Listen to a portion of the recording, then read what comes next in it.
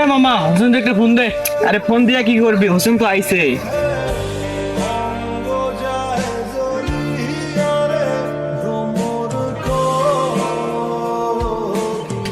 কিরে বাবা, তুই ব্যাগ লইয়া কই যাস? তোদের একটা কথা বলার জন্য আইছি। কি কথা বল। বাবা, আমি এলাকা ছেড়ে চলে যেতেছি। কিরে শাহিন, ওই কি কয়? ওই বলে এলাকা ছেড়ে চলে যাবে? ভাই সত্যি সত্যি চলে যাবো। আর কতদিন বাপ মার উপর বোঝা হয়ে থাকবো? এবার নিজের থেকে কিছু একটা করতে হবে। তুই না বলছিলি শাইনের সঙ্গে ব্যবসা করবি? হ্যাঁ মামা, বাইরে এখানে যাওয়ার লাগবো, চল দুইজন মিলে ব্যবসা শুরু করি। তুই পারবি, তুই বাইরে গান যাবি, তোর সাথে আমরা সবসময় আছি। মামা, তোরা কইতেছিস ব্যবসা করতে, কিন্তু ব্যবসা করতে গেলে বড় একটা অ্যামাউন্ট লাগে, যেটা আমার কাছে নাই। মামা তুই কোনো চিন্তা করিস না, তোর যত টাকা লাগে সব আমরা দেবো, তুই শুধু আমাদের ছাইরা যাস না। মামা, তোরা বুঝতেছিস না, আমার যাইতেই হইব।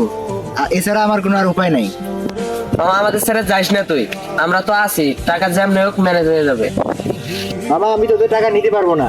আমার নিজের একটা স্বপ্ন আছে, আমি চাই আমার নিজের টাকা দিয়ে কিছু একটা করতে। তোদের টাকা আমি নিতে পারবো না, তোরা আমার মাফ করে দিস। মামা ছোট থেকে একসাথে বড় হয়েছি, প্লিজ আমাদেরকে ছাইড়া যাস না। মামা, তোরা বুঝতেছিস না, আমার যাইতেই হইব। এছাড়া আমার কোনো আর উপায় নাই। আচ্ছা, তো যা ইচ্ছে তাই কর, আমরা সবসময় তোর পাশে আছি।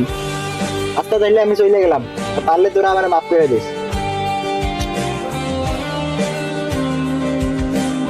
মামা একবার ভাবে দেখ মামা, তুই আমাদের ছাইরা যাস না, আমার তোরা ছাড়া থাকতে পারবো না, আমার সাথে থাক মামা প্লিজ।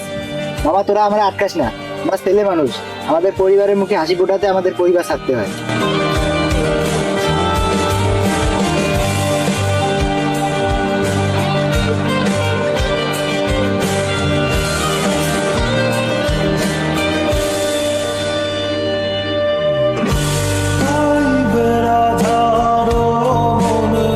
বলে শূন্য